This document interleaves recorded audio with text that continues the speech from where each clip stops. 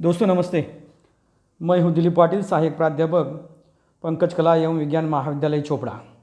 दोस्तों, स्वयं स्वामी विवेकानंद जी ने लिखा हुआ यह पाठ संबोधन युवाओं से मैं इसकी आलोचना आपके सामने रख रहा हूँ। दोस्तों, विश्व में हिंदू धर्म और भारत की प्रतिष्ठा स्थापित करने में अगर किसी को श्रेय जाता है तो वो स्वामी विवेकानंद को जाता है। एक बहुत बड़ी आध्यात्मिक हस्ती होने के बावजूद भी युवाओं के दिलों में उन्होंने अमिट छाप छोड़ी है। स्वामी विवेकानंद को देश और युवा से काफ़ी प्रेम था और उन्होंने युवाओं को प्रेरित करने के लिए काफ़ी कुछ कहा। संबोधन युवाओं से इस पाठ के माध्यम से उन्होंने देश के विकास के लिए युवाओं की आवश्यकता पर बल दिया। उनका विश्वास नवीन पीढ़ी के नवयुवकों पर है। उनके मतानुसार युवा ही देश की समस्याओं का समाधान कर देश की उन्नति कर सकते हैं। इन युवाओं को देश की सेवा के लिए कार्यान्वित करने के लिए विवेकानंद ने अपना जीवन समर्पित किया है। स्वामी विवेकानंद ने भारतवर्ष के उत्थान के लिए शारीरिक शक्ति की अपेक्षा आत्मा की शक्ति को महत्व दिया। शांति और प्रेम की ध्वजा को महत्वपूर्ण माना। नवयुवक अगर उनको अपनाएंगे तो निंद्रित भारत भी जागने लगेगा। कोई बाह्य शक्ति इसे दबा नहीं सकती। इसके बारे में वे कहते हैं कि भारत देश की महत्ता के बारे में बहुत बड़े अच्छे शब्द उनके हैं कि भारत को स्वामी विवेकानंद असाधारण शक्ति का देश मानते हैं। आगे वे कहते हैं, अगर यह देश नष्ट हो गया तो संसार की सारी आध्यात्मिकता का समूल नाश हो जाएगा। सारे सदाचारपूर्ण आदर्श जीवन का विनाश हो जाएगा। धर्मों के प्रति सारी मधुर सहानुभूति नष्ट हो जाएगी। सारी भावुकता भी लोप हो जाएगी और उसके स्थान पर काम रूपी देव और विलास सिद्धा रूपी देवी राज्य करेगी। धन उनका पुरोहित होगा। प्रताड़ना, पाशविक बल और प्रतिद्वंदिता यही उनका पूजा पद्धति होगी और मानवता उनकी बलि सामग्री हो जाएगी। वो आगे चलकर त्याग और सेवा भाव को स्वीकार करते हुए युवकों को संबोधित करते हैं। कहते हैं, नव युवकों को विवेकानंद भारत के राष्ट्रीय आदर्श से त्याग और सेवा को स्वीकार करने के लिए कहते हैं। उनके विचारानुसार दूसरों के लिए रत्ती भर सोचने, काम करने से मनुष्य के भीतर की शक्ति जाग उठती है। उसके हृदय में धीरे धीरे सिंह का सा बल आ जाता है। तुम दूसरों के लिए परिश्रम करते करते मर भी जाओ तो भी यह देखकर मुझे प्रसन्नता होगी। संसार की अवस्था को संपूर्ण रूप से परिवर्तित करने के लिए स्वामी जी युवाओं को पूर्णतः निस्वार्थी होने के लिए कहते हैं। जिसे न तो धन की लालसा हो, न कीर्ति की और न किसी अन्य वस्तु की हो, और मनुष्य जब ऐसा करने में समर्थ हो जाएगा तो वह भी एक बुद्ध बन जाएगा। स्वामी जी कहते हैं, विश्वघातक और घृणा के पात्र मनुष्य किस प्रकार हैं वे संबोधित करते हैं। जो लोग करोड़ों भूखे और अशिक्षित लोगों के खर्च पर शिक्षित हुए हैं, जो उन पर तनिक भी ध्यान नहीं देता, वे लोग जिन्होंने गरीबों को कुचलकर धन पैदा किया है और अब ठाट बाट से आकर कर चलते हैं। इतना ही नहीं तो रहते हैं। यदि उन 20 करोड़ देशवासियों के लिए जो इस समय भूखे और असहाय बने हुए हैं कुछ नहीं करते तो वे घृणा के पात्र हैं। देखो दोस्तों, आगे चलकर वो उनको कहते हैं, नवयुवकों को आवाहित करते हुए कहते हैं, स्वामी विवेकानंद नवयुवकों से आह्वान करते हुए कहते हैं, वीर युवकों को हमेशा बढ़ते चलना चाहिए, रुकना नहीं चाहिए। जिस प्रकार जल की धारा होती है वो अगर रुक गई तो उसका पानी भी एक दिन गंदगी फैला देता है और उसमें से गंदगी की बदबू आने लग जाती है। उसी प्रकार जिस प्रकार नदियाँ बहती हैं उसी प्रकार युवकों ने भी बहना चाहिए। कहते हैं, मरते दम तक गरीबी और पददलितों के लिए सहानुभूति यही हमारे आदर्श वाक्य हैं। दुखियों का दर्द समझो और ईश्वर से सहायता की प्रार्थना करो, वह अवश्य मिलेगी। प्रतिज्ञा करो कि अपना सारा जीवन इन 30 करोड़ लोगों के उद्धार कार्य में लगा दोगे जो दिनों दिन अवनति की गर्त में गिरते जा रहे हैं। हमें भारत को और पूरे संसार को जगाना है। उठो, साहसी बनो, वीर्यवान हो, सब उत्तरदायित्व तो अपने कंधे पर लो। यह रात याद रखो कि तुम स्वयं अपने भाग्य के निर्माता हो। तुम जो कुछ बल या सहायता चाहो सब तुम्हारे भीतर विद्यमान है। युग से वे आगे कहते हैं कि नियम, रुपया, कीर्ति और नाम यह सब मनुष्य द्वारा निर्मित है। इनकी परवाह न कर पहले मनुष्य बनिए, तब आप देखेंगे कि नियम, रुपया, कीर्ति और नाम यह सब चीज़ें स्वयं आपका अनुसरण करेगी।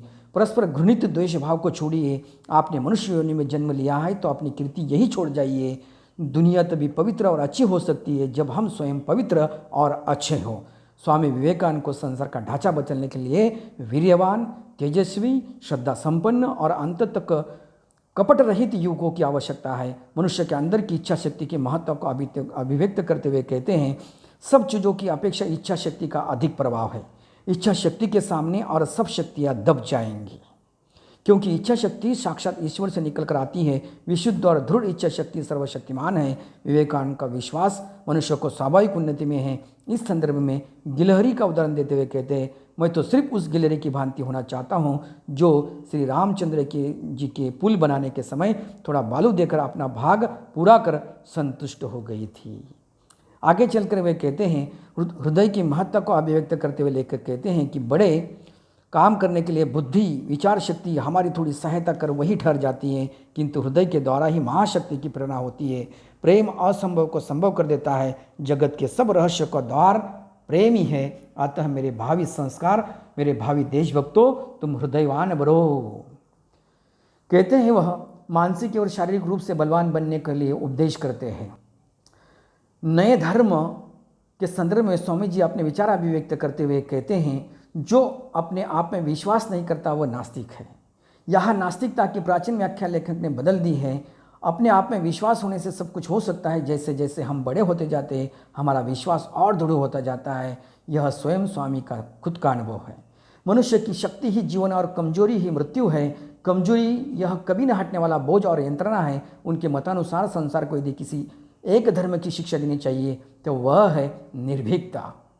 यही जगत में अथवा आध्यात्मिक जगत में भय मनुष्य के पतन और पाप का कारण है। युवाओं को शारीरिक शक्ति की महत्ता को अभिव्यक्त करते हुए विवेकानंद कहते हैं, सबसे पहले हमारे तरुणों को मजबूत बनना चाहिए। वे गीता के अध्ययन की अपेक्षा उन्होंने फुटबॉल के द्वारा ही स्वर्ग के अधिक पहुंच सकोगे, क्योंकि उनके स्नायु और मांसपेशियां अधिक मजबूत होगी तो ही वे गीता अधिक अच्छी तरह समझ सकेंगे। स्वयं को मनुष्य अनुभव करोगे तभी तो उपनिषद और आत्मा की महानता को अधिक समझ सकोगे। वे आगे चलकर कहते हैं कि जीवन का ध्येय क्या होना चाहिए। ब्रह्मा स्वरूप को अभिव्यक्त करना ही जीवन का ध्येय है। कर्म, भक्ति, योग या ज्ञान के द्वारा, इनमें से किसी एक के द्वारा या एक से अधिक के द्वारा यह ध्येय प्राप्त कर लो और मुक्त हो जाओ। यही धर्म का सर्वस्व है। मत मतांतर, विधि या अनुष्ठान, ग्रंथ, मंदिर को वे गौण मानते हैं। यदि ईश्वर है तो हमें उसे देखना चाहिए। यदि आत्मा है तो हमें उसकी प्रत्यक्ष अनुभूति कर लेनी चाहिए, अन्यथा उन पर विश्वास न करना ही अच्छा है। ढोंगी बनने की अपेक्षा स्पष्ट रूप से नास्तिक बनना ही अच्छा है।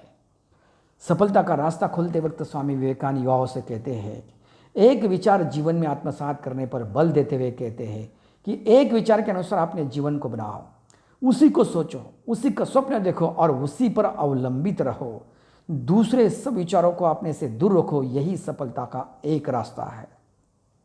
शिक्षा द्वारा प्राप्त विविध विचारों की हमेशा अनुभूति कर लेने की आवश्यकता है, जो जीवन निर्माण, मनुष्य निर्माण तथा चरित्र निर्माण में सहायक हो। यदि आप शिक्षा द्वारा प्राप्त केवल 5 ही पर के विचार आत्मसात कर उनके अनुसार अपने जीवन और चरित्र को निर्माण कर लेते हैं तो आप पूरे ग्रंथालय को कंठस्थ करने वाले की अपेक्षा अधिक शिक्षित है।